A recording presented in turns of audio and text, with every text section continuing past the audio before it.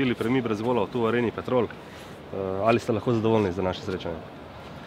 Ja, zadovoljni ravno nismo, ampak glede na to, kako se je srečanje odvijalo, mislim, da je rezultat popolnoma fair, tako da točka je točka.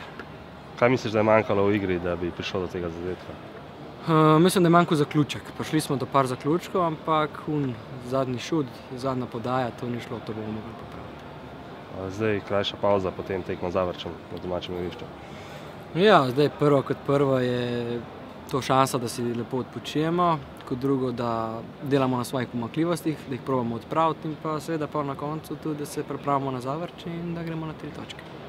Ekipa je bila precej zdesetkana, poškodbe so načele marsikaterega igralca. Ja, večina igralcev je igrala vse tekme, tempo je bil hud, tekme so bile na 3-4 dni in to seveda pride ne takoj, ampak pride to za tabo. Ta utrujenost in to se tudi pozna potem na igralcih, v bistvu v njihovi igri.